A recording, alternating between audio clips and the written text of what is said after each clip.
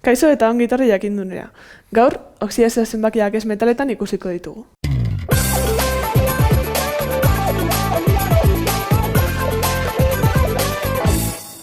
Beste bideoan ikusi dugun bezala, oxidazio zenbaki bat atomo batek elektroiak emateko ala hartzeko kapazitatea da.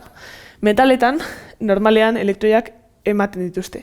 Eta ez metaletan ikusi alduzuen bezala, lehenengo maila adibidez kloroan beteta dauka, bigarren maila ere beteta dago, baina hirugarren maila ez dago beteta, kasu honetan bakarrik 7 elektroi ditutelako, bakarrik elektroi bat faltatzen da azkenengo maila beteta egoteko. Orduan errazago izango da berarentzat beste atomo batetik elektroi bat hartzea ematea baino, 7 elektroi hauek ematea baino. Orduan zer egingo du kloroa? Normalean elektroi bat hau, faltatzen den elektroia, hartuko du beste atomo batetik. Orduan bere oxidazio zenbakia beste elektroi bat ipintzen badugu, karga negatibo bat gehiago izango du positiboa baino. Orduan, kasu honetan atomoa negatiboki egongo da kargatuta, eta bere oxidazio zenbakia -1 izango da. Ez metaletan dago kasu berezi bat.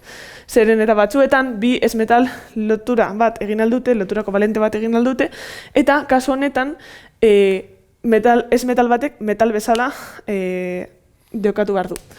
Hori gertatzen da kloroa eta oxigenoarekin. Oxigenoa kloroa baino elektronegatiboago da eta orduan errazago izango da berarentzat bi elektroi hartzea klorotik, kloroa oxigenotik elektroiak hartzea baino.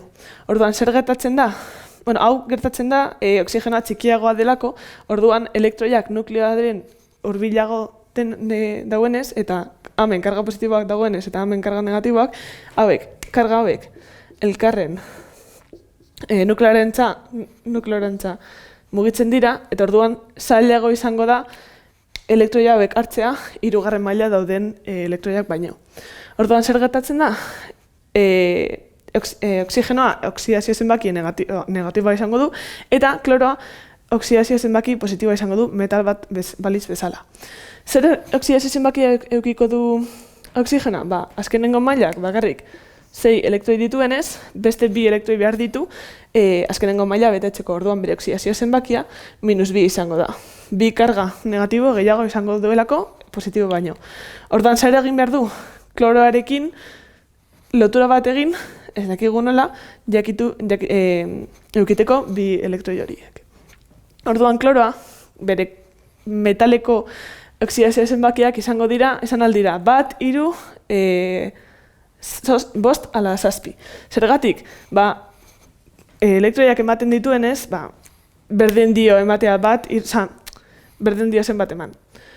Orduan, kasu honetan, kloroa eta oxigena lotzen direnean, adibidez, demagun kloroaren oxidazio zenbakiak +1 izango dela. Orduan, zer esan nahi du hau? Elektroi bat emateko gai izango dela. Orduan, oxigenoak behar duen 2 elektroiak hartzeko, kloro atomo 2 behar ditu. Orduan, formula hori izango zen Cl2O. Zergatik, 2 atomo kloro behar direlako oxigenoa bere azkenengo maila betetzeko. Hau izan da dena, eskerrik asko ikusteagatik, eta gogoratu sare sozialetan eta webgunean jarraitu jakindun.